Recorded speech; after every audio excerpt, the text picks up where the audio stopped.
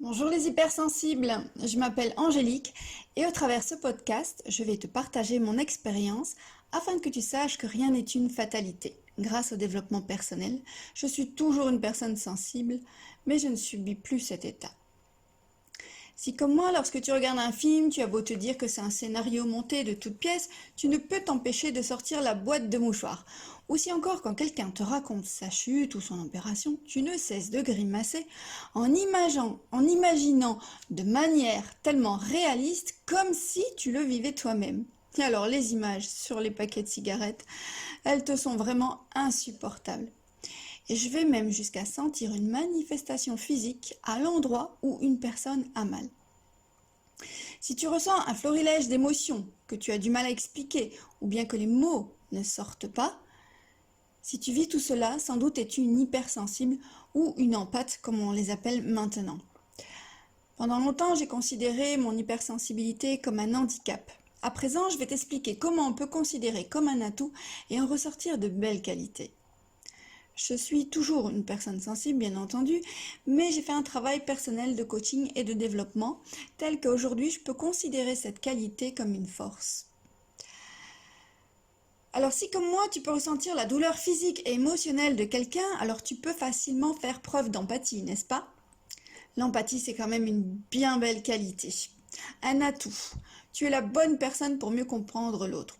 Oui mais voilà, je sais qu'en bonne hypersensible que tu as tendance à prendre à cœur et à prendre tous les problèmes des autres à ta charge. Et c'est là le problème.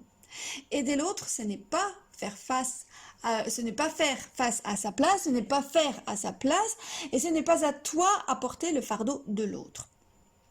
Tu dois surtout garder cette belle qualité de bienveillance tout en veillant à apprendre le détachement. Alors je sais, ça peut paraître paradoxal, détachement et empathie.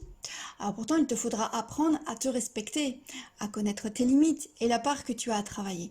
En gros, tu respectes la personne, mais pas son problème. Surtout s'il venait à te poser problème également, ou s'il venait à ce que ce soit toi qui dois en prendre la responsabilité. On est bien d'accord. Et quand tu auras compris cela, tu seras la meilleure personne qui soit, vers qui se tourner, pour faire preuve d'empathie sans en subir la cause pour autant. Donc tu sais à présent que tu es une personne empathique. On va voir une deuxième qualité, tu es une personne charismatique, authentique. Tu ne peux pas tricher. Alors les gens viennent à toi tout naturellement. Est-ce que tu as remarqué cela? Et donc c'est ainsi que tu vas t'attirer toutes sortes de personnes et que peut-être tu vas te sentir envahi, mais pas que. La personne hypersensible attire souvent les PN. Alors qu'est-ce que c'est? Ce sont des pervers narcissiques, ce sont ceux qui tirent les ficelles émotionnelles pour te manipuler. Alors quoi de mieux qu'un hypersensible transparent, on est bien d'accord. Ben là aussi tu as intérêt à faire un travail d'estime de soi, de positionnement, d'apprendre à poser tes limites pour ne pas te laisser envahir, pour ne pas te laisser manipuler.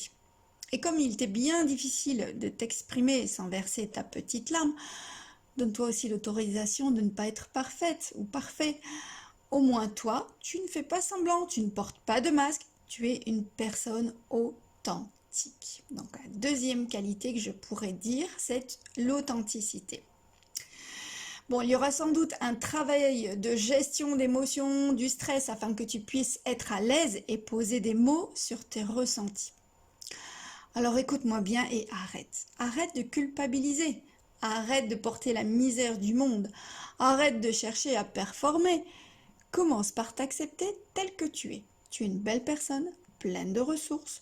Travaille sur ton développement personnel pour utiliser pleinement et sainement ces ressources que sont l'empathie, l'authenticité, le charisme. Utilise ton positionnement conscient parce que les personnes empathiques sont des personnes conscientes de ce qui se passe. Elles sont plus matures que certaines.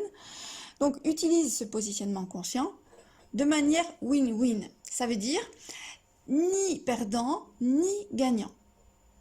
Sur un pied d'égalité sans avoir à subir ni à te laisser contrôler. Apprends des moyens d'expression de soi véritables. Le développement personnel te permettra de développer ces ressources en devenant la meilleure version de toi-même. Donc tu vois, être hypersensible, ce n'est plus une fatalité. Mais attention à ce que je vais dire, écoute-moi bien. Si tu veux bien arrêter, de te considérer comme une victime et prendre ta responsabilité. Alors je sais que c'est très difficile à entendre et je vais le répéter. Être hypersensible n'est plus une fatalité si tu veux bien arrêter de te considérer comme une victime et prendre ta responsabilité. Donc tu auras à travailler tout ce que j'ai dit précédemment. Alors aujourd'hui, il est bien plus facile d'être informé, d'avoir des outils et surtout de se faire accompagner par un coach qui te permettra de gagner beaucoup de temps sur le chemin de ta transformation. Alors dis-moi en commentaire, est-ce que tu subis en tant qu'hypersensible? Qu'est-ce que tu t'engages à faire pour dépasser cette sensibilité afin de développer tes belles qualités? Like un hypersensible de ton entourage pour le faire profiter de ce podcast ou une personne qui pourrait être sensible, c'est le mot, à ce podcast. Allez, partage cette ressource pour faire vivre la communauté. Je te dis à très bientôt et coachement vôtre.